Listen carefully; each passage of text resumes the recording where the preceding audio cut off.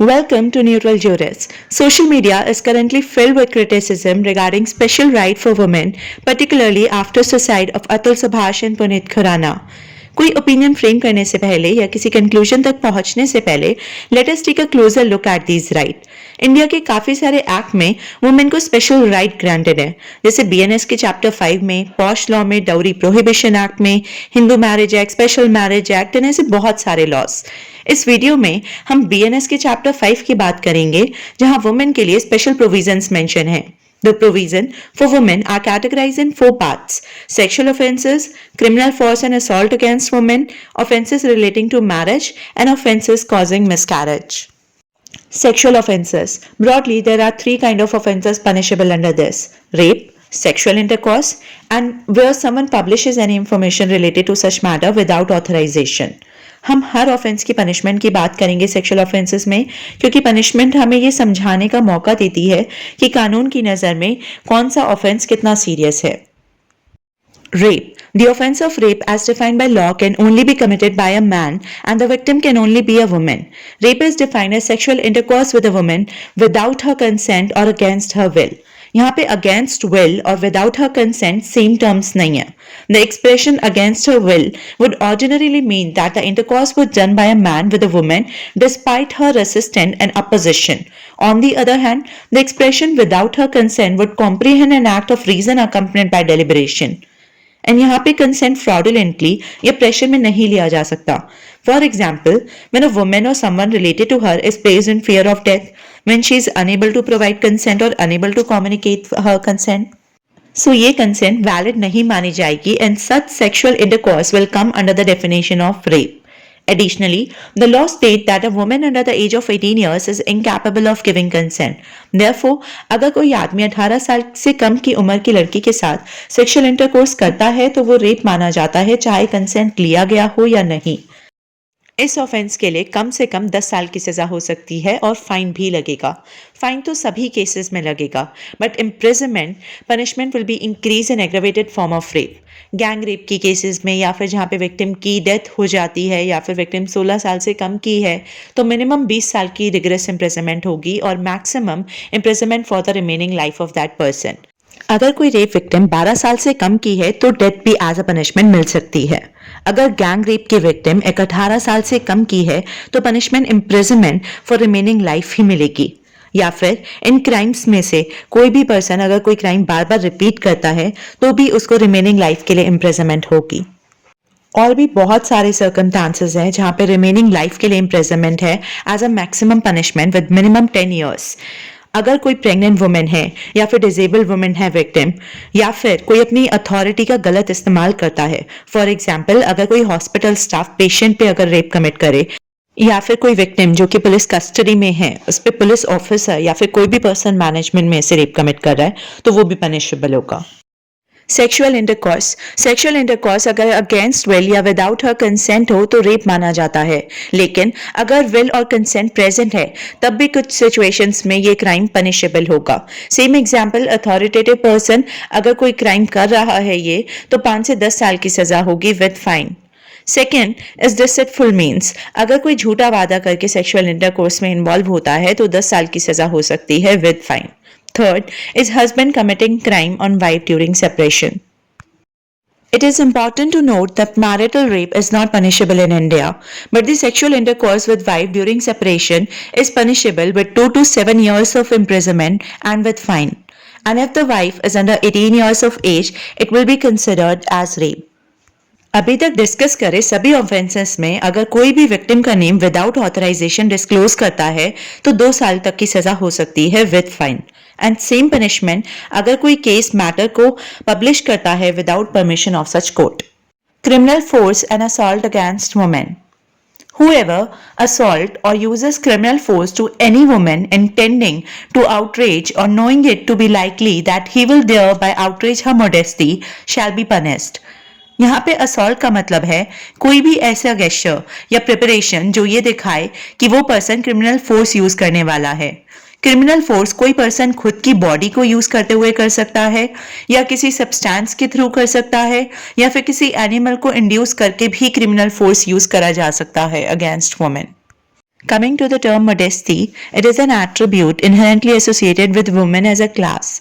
The term is not defined in BNS, but it is considered to be outrage by an act of the offender जो women को shocking लगे और women की decency या फिर dignity को insult करे.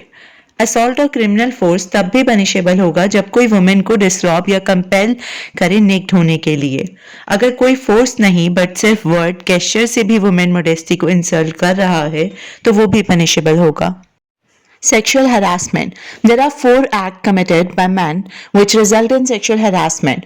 These are physical contact and advances involving unwelcome and explicit sexual overtones, a demand or request for sexual favor, showing pornography against the will of women, and making sexually colored remarks.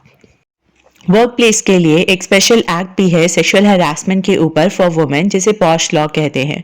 Posh law में sexual harassment की definition BNS के comparison में काफ़ी wide है. Next is voyeurism. अगर कोई भी person एक वुमेन को प्राइवेट एक्ट में इंगेज्ड या इंटीमेट सिचुएशन में बिना कंसेंट के देखे या रिकॉर्ड करे या बिना कंसेंट के वो किसी थर्ड पर्सन के साथ वो रिकॉर्डिंग शेयर करे तो ये वॉयरिज्म का ऑफेंस माना जाएगा. Next offence is stalking. जब कोई मैन किसी वुमेन को फॉलो करता है या कांटेक्ट करने की ट्राई करता है वे वुमेन इज नॉट इंटरेस्टेड. अगर कोई वुमेन की इंटरनेट एक्टिविटीज फॉलो करता है तब भी स्टॉकिंग माना जाएगा. अगर कोई authorise person as per law crime को डिटेक्ट करने के लिए किसी को फॉलो कर रहा है for justified reason it will not come under stalking. Offenses relating to marriage. First is dowry death. अगर कोई वुमेन शादी के पहले 7 साल में जलने की वजह से मर जाती है या कोई इंजरी से मर जाती है या फिर कोई ऐसे सर्कमस्टांसेस जो कि नॉर्मल नहीं है एंड ये प्रूव हो जाता है कि उसको हस्बैंड के द्वारा या रिलेटिव्स के द्वारा हरास करा गया था, टॉर्चर करा गया था एंड डाउरी की डिमांड करी गई थी उसके मरने से पहले, सो इस केस में हस्बैंड और वो सभी रिलेटिव्स डाउरी डेथ के लिए पनिशेबल होंगे. क्रुएलिटी फिजिकल भी हो सकती है यहाँ और मेंटल भी हो सकती है. कोई फिजिकल हर्ट कर रहा है या ऐसा बिहेवियर कर रहा है जो किसी वुमेन को अपनी खुद की जान लेने पर मजबूर कर दे या उसकी लाइफ, हेल्थ या वेल बीइंग को सीरियस हार्म पहुंचाए, वो सब क्रुएलिटी माना जाएगा. एडिशनली अगर कोई वैल्यूएबल डिमांड रखता है विच इज अनलॉफुल तो उस डिमांड के लिए करा गया हरासमेंट भी क्रुएलिटी माना जाएगा. क्रुएलिटी अगर मैरिज के 7 साल में हो in connection with dowry and death हो जाए वुमेन की तो वो डाउरी डेथ में जाएगा. But cruelty itself is also an offence and punishable under BNS. Next is deceitful inducing.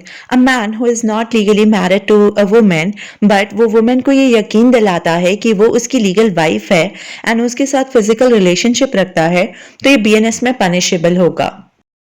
Next crime is marrying again during life time of husband और wife. अगर कोई स्पाउस के लिविंग होते हुए भी बिना डिवोर्स के अगर सेकंड मैरिज करे तो ये पनिशेबल क्राइम होगा एंड पनिशमेंट इंक्रीज हो जाएगी अगर सेकंड मैरिज वाले पर्सन को डिस्क्लोजर्स नहीं करे तो. यहाँ पे एक एक्सेप्शन है. अगर कोई स्पाउस एब्सेंट है 7 साल से उस पर्सन की लाइफ से एंड उसके मरने या जीने की कोई इंफॉर्मेशन नहीं है तो प्रॉपर डिस्क्लोजर्स के साथ सेकंड मैरिज करी जा सकती है. Marriage ceremony fraudulently gone through without lawful marriage. कोई धोखा देने के इंटेंशन से एक शादी के प्रोसेस में इन्वॉल्व होता है ये जानते हुए कि legal requirement for marriage in law complete नहीं हुई है एंड दस वो लीगली मैरिड नहीं है तो उस व्यक्ति पर कानूनी कार्रवाई हो सकती है. नेक्स्ट इज अगर कोई भी पर्सन एक मैरिड वुमेन को बहला फुसला के या कैसे भी ले जाता है with intention to illicit intercourse या उस मैरिड वुमेन को छुपा देता है या रोके रखता है फॉर इलिसिट इंटरकोर्स तो ये पनिशेबल क्राइम है. Last, under offenses relating to marriage is kidnapping, abducting, inducing women to compel her marriage. कोई अगर किसी वुमेन को किडनैप करता है या डराता धमकाता है या अपनी अथॉरिटी का गलत इस्तेमाल करता है या किसी भी तरीके से जबरदस्ती उसको किसी जगह से ले जाता है ये पता होते हुए भी कि उसके साथ इलिसिट इंटरकोर्स हो सकता है तो वो पनिशेबल क्राइम है. Last category is offenses of causing miscarriage. Whoever voluntarily causes a woman with child to miscarry shall be punishable. अगर वुमेन की कंसेंट के बिना ये एक्ट हुआ है तो 10 साल तक की सजा हो सकती है और अगर कंसेंट के साथ हुआ है या वुमेन खुद के चाइल्ड को मिसकैरी करती है तो वो भी पनिशेबल होगा एंड 7 साल की सजा हो सकती है. There is one exception. अगर मिसकैरेज गुड फेथ में प्रेग्नेंट वुमेन की लाइफ बचाने के लिए करा गया है तो वो पनिशेबल नहीं होगा. पनिशमेंट इंक्रीज हो जाती है अगर इस प्रोसेस में प्रेग्नेंट वुमेन की डेथ हो जाती है तो. Act done with intent to prevent child being alive or to cause it to die after birth. अगर कोई जानकर ऐसा काम करता है जो एक बच्चे को जिंदा पैदा होने से रोकता है या पैदा होने के बाद उसकी मौत का कारण बन जाता है तो ये क्राइम है।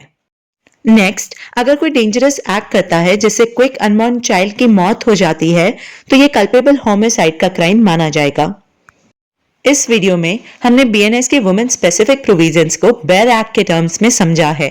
जब भी इन प्रोविजन से रिलेटेड कोई एनालिसिस या न्यूज शेयर करेंगे, आप इस वीडियो को रेफर कर सकते हैं। साथ ही जो भी if and buts applicable case laws और डिटेल इंटरप्रिटेशन की जरूरत होगी वो हम अपने आने वाली वीडियोस में शेयर करेंगे।